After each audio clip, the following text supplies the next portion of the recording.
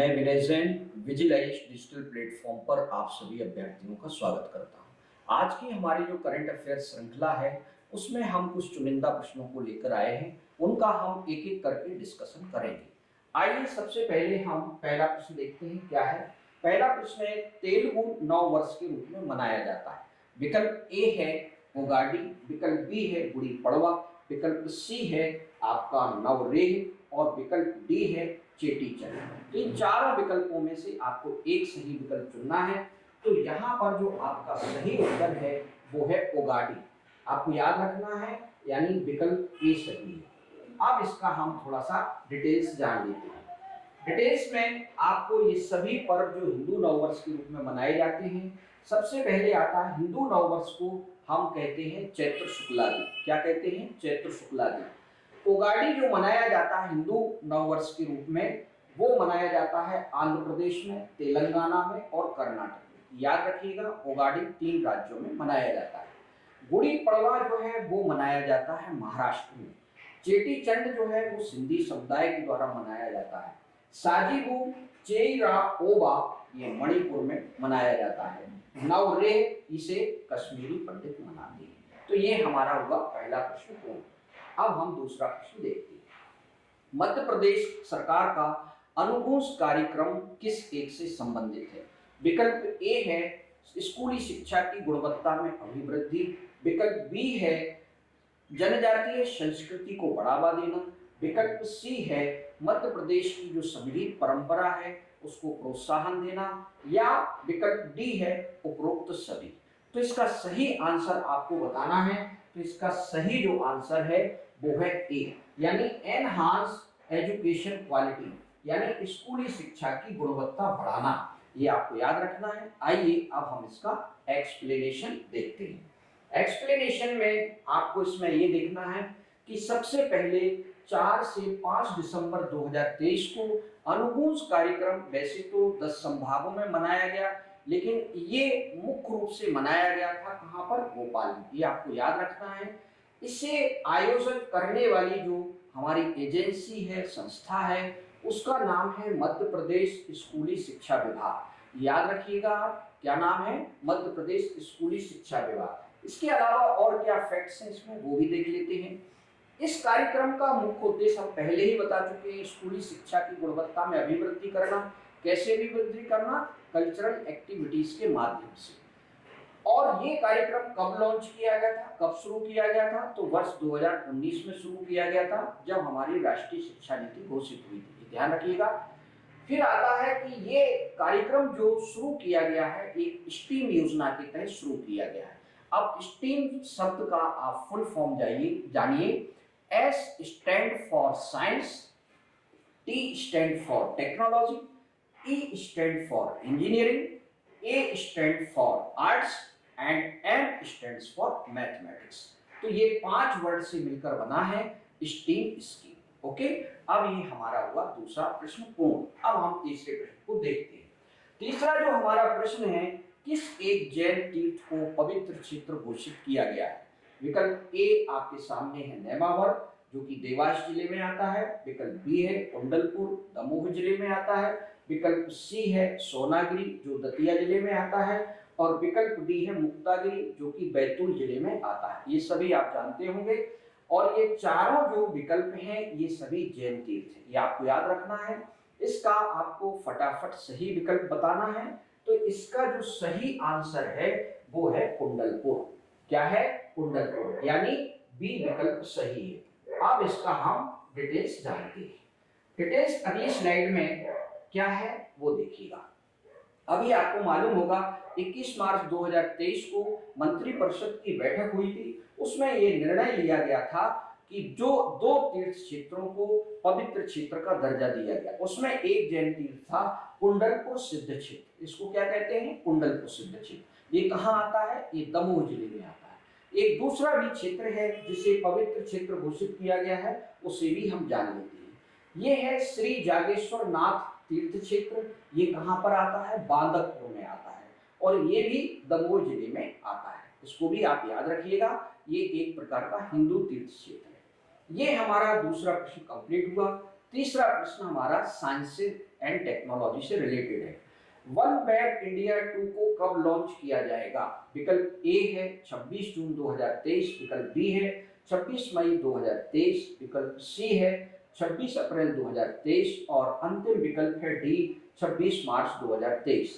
अगर आप current affairs पढ़ रहे होंगे तो आप फटाफट इसका उत्तर कर सकते हैं। इसका सही जो आंसर है वो है डी 26 मार्च 2023 को वन वेब इंडिया 2 को लॉन्च किया जाएगा। कहां से फ्रेंड्स? तो श्रीहरिकोटा से लॉन्च किया जाएगा। आइए इसके अलावा इसमें और क्या डिटेल्स है वो हम जानते हैं। आप सभी जानते हैं कि इंडिया वन वेब जो 1 था उसमें 36 सैटेलाइट लॉन्च किए गए थे 22 अक्टूबर 2022 को। ये सफल रहा था मिशन। फिर उसके बाद हमारा जो सेकंड फेज है उसमें अगेन हमको 36 सैटेलाइट लॉन्च करने हैं, जो कि अभी हमने बताया 26 मार्च 2023 को ये लॉन्च किए जाएंगे। और इसे लॉन्च कौन करेगा? तो इसरो करेगा। कहां से लॉन्च करेंगे? तो श्रीहरिकोटा से लॉन्च करेंगे, याद रखिएगा आप लोग। तो ये सेकंड लॉन्च है। इसमें जो आपका जो वन वेब इंडिया मिशन है उसके बारे में और क्या है वो भी हम जान लेते हैं। यहाँ पर आप देखिएगा कि मैं यहाँ पे आपको बता दूं, इसरो और जो यूके की एक एजेंसी है उसमें एक करार हुआ था। और ये करार जो हुआ था उसका जो एक हमारा वाणिज्यिक हमारी एजेंसी है वह कॉमर्शियल आर्म है इसरो की, जिसे हम कहते हैं न्यू स्पेस इंडिया लिमिटेड, उसको ये मिला था। ये भी आप याद रखिएगा। अब नेक्स्ट क्वेश्चन है हमारा, मरणोपरांत पद्म विभूषण से सम्मानित किस एक राजनेता को किया गया? यानी मरणोपरांत जो पद्म विभूषण पुरस्कार है जो भारत रत्न के बाद दूसरा सबसे बड़ा नागरिक सम्मान है, उससे किस एक लीडर को सम्मानित किया गया? विकल्प ए है मुलायम सिंह यादव, विकल्प बी है चंद्रशेखर, विकल्प सी है बाबूलाल गौर और विकल्प डी है कैलाश जोशी। तो आपका सही जो उत्तर है वो है मुलायम सिंह यादव। आपको मालूम होगा कि जो पद्म विभूषण दिया गया है वो 6 लोगों को दिया गया है। कितने लोगों को दिया गया है? 6 लोगों को दिया गया है। उनमें से कुछ लोगों को हम जान लेते हैं। कुछ जैसे इसमें सबसे पहले मुलायम सिंह यादव है। इनको जो दिया गया है वो मरणोपरांत दिया गया है। किसके लिए दिया गया है? पब्लिक सर्विसेज के लिए दिया गया है, यानी लोक सेवा के लिए दिया गया है। जाकिर हुसैन आप सभी जानते हैं, ये एक प्रकार से तबला मैस्ट्रो है और इनको जो दिया गया है पुरस्कार वो पद्म विभूषण दिया गया है। और तीसरे व्यक्ति हैं दिलीप महालोबिस, इन्हें दिया गया है चिकित्सा के क्षेत्र में। खास तौर से जो इनका योगदान था वो बाल रोग के बारे में था, यानी बाल रोग में इनका जो कंट्रीब्यूशन था उसके लिए दिलीप महालोबिस को ये पुरस्कार दिया गया था। तो ये हमारा वो प्रश्न यहाँ पर उत्तर पूर्ण होगा।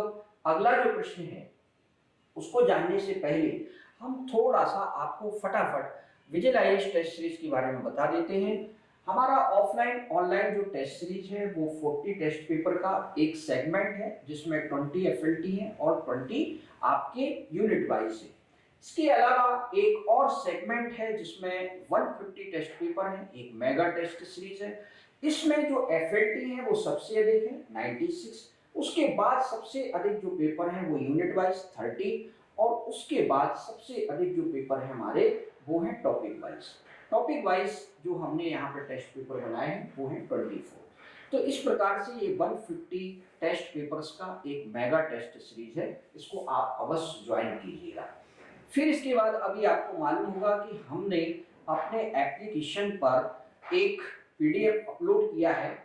इसका टाइटल है मध्य प्रदेश की प्रमुख योजनाएं, नीतियां और कार्यक्रम। ये हिंदी मीडियम में है, इंग्लिश मीडियम वाले भी अभ्यर्थी इसको पढ़ सकते हैं। जहां पर कोई टेक्निकल वर्ड आया है वहां पर मैंने इसको इंग्लिश में लिखा हुआ है। इसमें 143 जो है स्कीम्स और नीतियां हैं मध्य प्रदेश सरकार की जो आज तक सरकार ने बनाई। चलिए फटाफट हम अपने डिस्कशन को कंटिन्यू करते हैं। अगला प्रश्न है हमारा, किस एक समाज सुधारक की 200वीं जयंती सरकार के द्वारा वर्षभर मनाई जाएगी?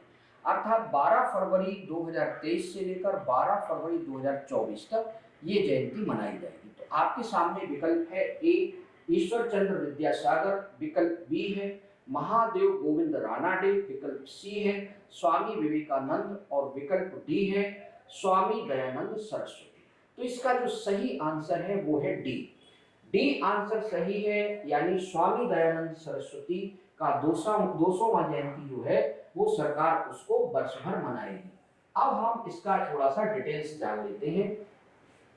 आप जानते हैं स्वामी दयानंद सरस्वती का जो जन्म हुआ था वो कहाँ पर हुआ था? गुजरात राज्य में। कहाँ पर हुआ था? टंकारा में। और ये एक ऑर्थोडॉक्स ब्राह्मण फैमिली से बिलोंग करते हैं। और आपको याद रखना है, इनके जो पिता का नाम है वो लालजी तिवारी है और इनकी माता का नाम है यशोदा बाई। आपको मालूम होगा कि 1875 में इन्होंने मुंबई में आर्य समाज की स्थापना की थी।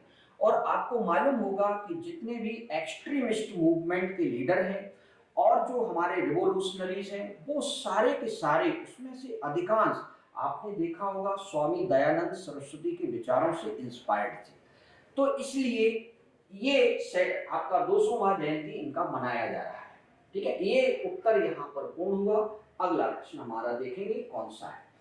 अगला प्रश्न है, हाल ही में इंटरनेशनल लिक्विड मिरर टेलीस्कोप का उद्घाटन किस एक स्थान पर किया गया? विकल्प ए आपके सामने है, लद्दाख, विकल्प बी नैनीताल, विकल्प सी गंगटोक और विकल्प डी है उडुपी। तो ये चार विकल्पों में से एक सही विकल्प आपको चुनना है। तो इसका जो सही आंसर है वो है नैनीताल। नैनीताल कहाँ आता है? उत्तराखंड में। और यहीं पे आपको मालूम होगा कि उत्तराखंड का हाई कोर्ट है। ओके, अब हम इसके बारे में थोड़ा सा डिटेल्स जानते हैं। डिटेल्स क्या है?